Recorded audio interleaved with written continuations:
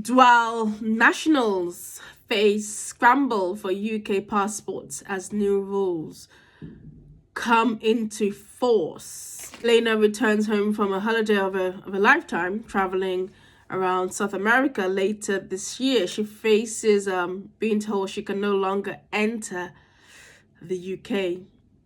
The British Latvian dual national is among those who say they have been caught out by coming changes to passport rules for dual nationals, which are due to kick in on 25th of February. That was a few months ago. Entry requirements for dual nationals are being overhauled as part of sweeping changes to the immigration system the government says will streamline and modernize the UK border. But for Helena, who's lived in the UK for 16 years, the changes are a betrayal, and others are in similar situation.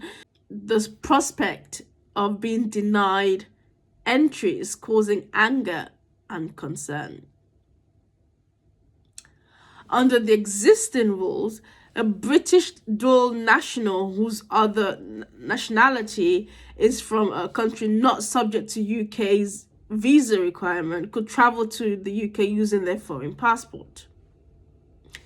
But from February, the 25th of February,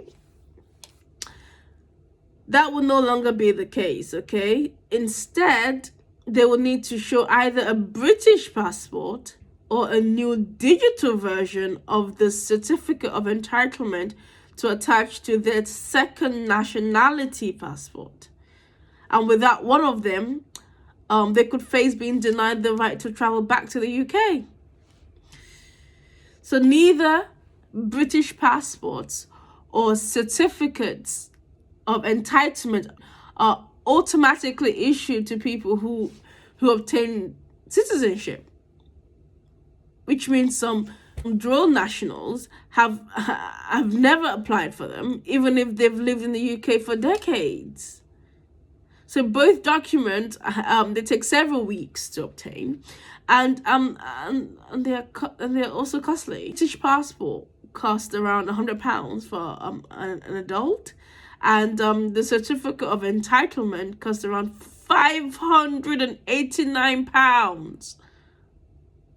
So the new rules for dual nationals are linked to the rollout of the Electronic Travel Authorization, that's the ETA, earlier on in the month, around, let's say, this came out in February, so earlier on in February, before arriving. Prior to this, I believe if you're a visitor and if you do not need a visa, it was like free entry. So obviously that's no longer the case. The government said it plans to increase the ETA, the Electronic Travel Authorization fee, to £20 in the future. It's going to keep going up. That's going to happen. So dual nationals cannot apply for an ETA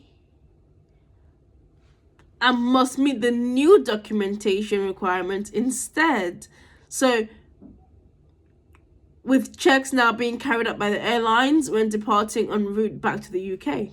So the new rules do not apply to Irish passport holders or other citizens, but other EU citizens will be affected.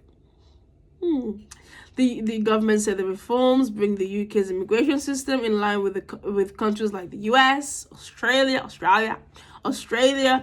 But critics said the looming deadline and a lack of communication around the changes have left people scrambling to apply for new documents, with dual nationals who are out of the country on holiday or visiting family facing the prospect of being stranded until they can acquire a passport or the certificate of bloody 580 something pounds.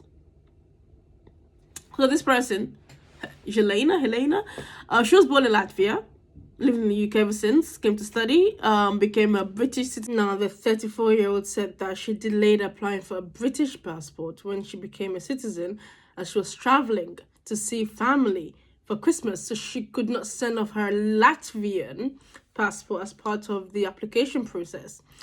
Then she learned about the changes recently and is unable to apply for a new documentation immediately, as she's due to go for a long planned trip to South Africa in a few weeks. And she may not be able to get a passport in time for her to travel. So as it stands, she said, I won't be able to return to my flat in Glasgow with me, which me and my husband, in the country I've lived in for nearly 16 years, studied, paid taxes, and resided. So she intends to change her travel plans by returning to Latvia after her trip to apply for the British passport from there, potentially facing a wait of several weeks or months for it to arrive. So don't know what she's going to have to tell her work. Okay, she said, I'm lucky my employer is flexible about me working from abroad.